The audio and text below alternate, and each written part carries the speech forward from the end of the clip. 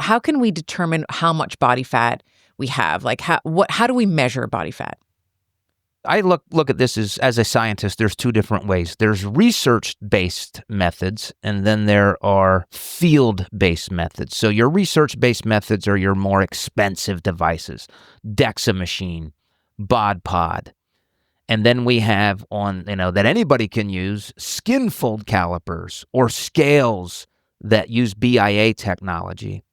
And now over the last few years, we've been having what I think is a very good introduction. Some of these BIA scales, like InBodies, are really research grade, but they're being incorporated into like health fitness centers. So you're bringing a research grade device to the masses where you don't have to go to a lab. So all of those types of devices measure body fat, and some of them are very dependent on the skill of the technician. Some of them are highly inaccurate. So one example, be careful about your bathroom scale. That also will tell you your body fat percentage. The most important thing for people, if they want to get an estimate of how much body fat they have, is to use the same device each time under the same conditions. Even if the device you're using is not perfect, if you're using the same one, it's going to be imperfect, ideally the same amount every time. So as long as you're able to use the same device or the same person, if they're using skin folds, can you detect that you're gaining body fat or losing body fat? That's the most very important a concept as you want to get this data on yourself. And where does hydration come into that? So when we're thinking about, let's say it's it's the bathroom scale, or even, DEXA. If you're doing you have the same technician, but your hydration levels, let's say, are different. How do is there a way to control for that? There's a way to greatly control for that, and that is, and this is where I tell people, we have to approach this as scientists. Always get your body composition done in the morning, after you've gone to the bathroom, and before you've consumed any food or beverages. So, unfortunately, a lot of fitness centers will advertise programs or testing, and they don't really ever care when you do it because they get the same amount of money.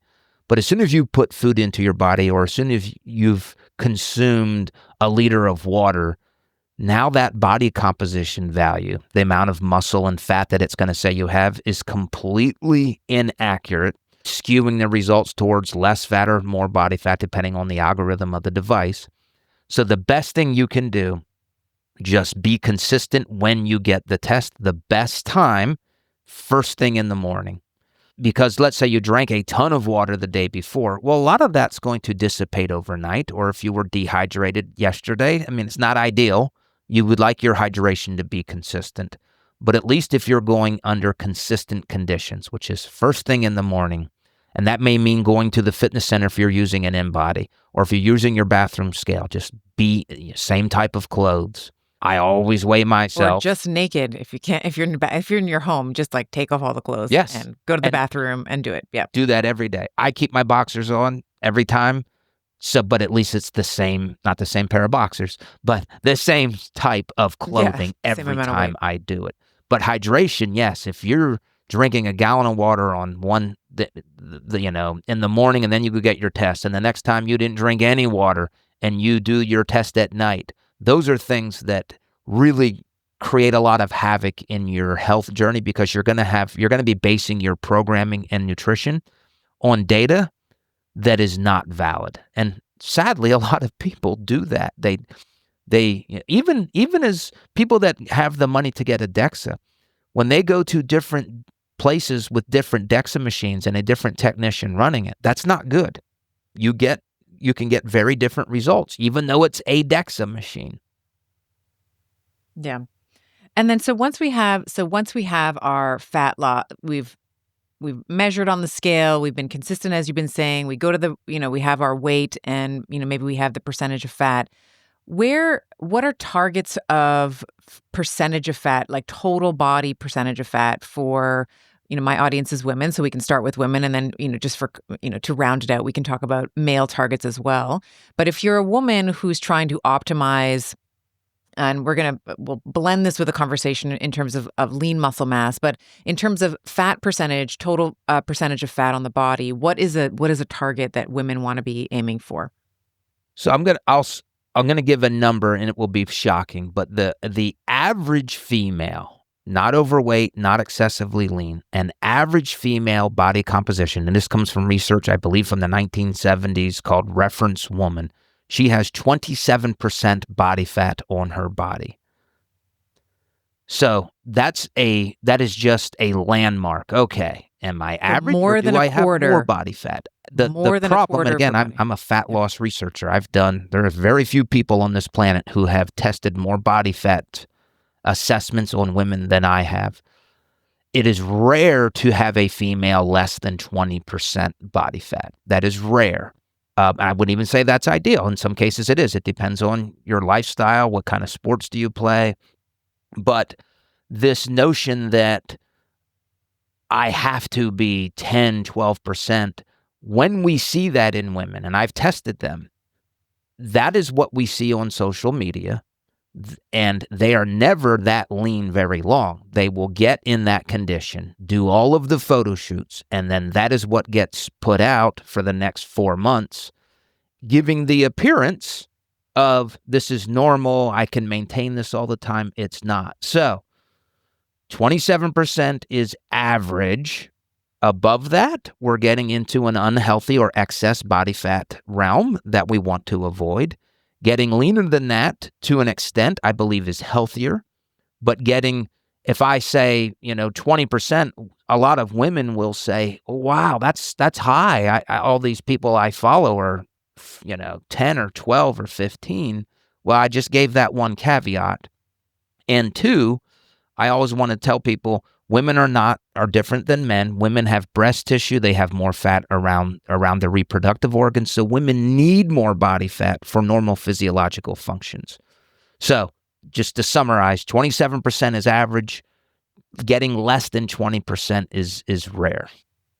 So an ideal to shoot for is somewhere between, it sounds like and I'm paraphrasing, but redirect me here. Is it 20 to 27% is what we should be sort of aiming for in terms of a healthy body fat percentage? Yes. Yep. And let me also say, I'm sensitive to women who want to be leaner than that. And I have many years of my career helping women get lower levels than that in a healthy manner. So there's nothing wrong with going lower if that's somebody's goal, assuming that their health is not compromised. But I will say getting down to very low levels of body fat, that is never healthy. And the women that typically do this, except for the genetic outliers, they don't stay there very long. Yeah, it's usually get up on stage for a for a bodybuilding show. They're in physique, they're wellness, or their bikini or whatever it is. To your point, it's like they diet down for like 12, 16 weeks, and then they get up on stage. It's for that 1 hour that they're at whatever percentage they are, and then they go out that evening and have the pizza and all the things because they're usually starving. That's exactly right. And when you say getting underneath 20%, as long as it's healthy, so can we define what healthy is? Is that the maintenance of a menstrual cycle? Are you just looking to make sure that cortisol levels or other markers on labs are staying within a healthy range? When you say healthy, can you put a little bit of like qualitative, can you sort of define that for us? Yeah. So I think I tend to think of two things. One would be, yes, a normal menstrual cycle. That's something that, again, the leaner you get, you will not maintain a normal menstrual cycle. And then two, I look at muscle equals health and excess body fat equals sickness. So if you are sacrificing a lot of your muscle to get this really skinny or thin or very low body fat body, that is no longer healthy. We need our muscle mass. And when we do that, we're also losing bone mineral density. And if you're a young woman, you do not get that. I mean, you don't get that back. Yeah. Well, you basically, so if a teenager is dieting, like it really bothers me when young teenagers that don't need to diet, right? They don't have excess body fat. That just like, oh, that's a warning to me. Now, the great thing about this bodybuilding sport is these women are lifting weights, and that's great for bone mineral density acquisition. So there's a lot of healthy aspects to that type of training. But yeah, I look at a normal functioning menstrual cycle and not losing muscle mass, not sacrificing muscle to get to a scale weight where we don't care about the muscle. Fantastic. And then how do we measure skeletal muscle? Like if you are looking at someone and we can understand, like we've talked about how we measure fat percentage in the body, how is it that we are qualifying skeletal muscle? So all of those devices that I mentioned earlier, I'll just name some of them again. An InBody or a bathroom scale, DEXA, bod pod, ultrasound, almost all of them will give you a body fat measure and a lean body mass measure or muscle mass. Some of them will call it muscle mass, some will call it fat-free mass. So as you're getting your body composition tested, you want to walk away with two numbers. How much total body fat do I have? And how much total lean mass do I have? Now, the lean mass, that's a lot more variable because we talked about hydration earlier. That has more of an impact. So just be prepared that your lean mass will be more variable from test to test. And technically the machines aren't as valid in testing that. DEXAs are really good. I'll just say if you've been dieting really hard and you lost 5 pounds of lean mass, maybe it was only 4, maybe it was 3, but you've lost lean mass. And then I'll also want to put out this warning. If you are losing muscle during a diet process, that makes it much more difficult to maintain your fat loss as soon as your diet is over. There's a whole host of, I got complete lectures on this. And in fact, it's what drives my lab. We try to do everything we can to prevent these negative consequences of dieting. So your muscle mass, also think of that as a way to think of long-term weight loss success. Yeah, I love that. And I think that people often overlook that when we are in this game of weight loss, which is really what we're talking about is fat loss. Nobody wants to lose muscle. Nobody wants to lose organ weight. Nobody wants their bones to get more brittle and lighter.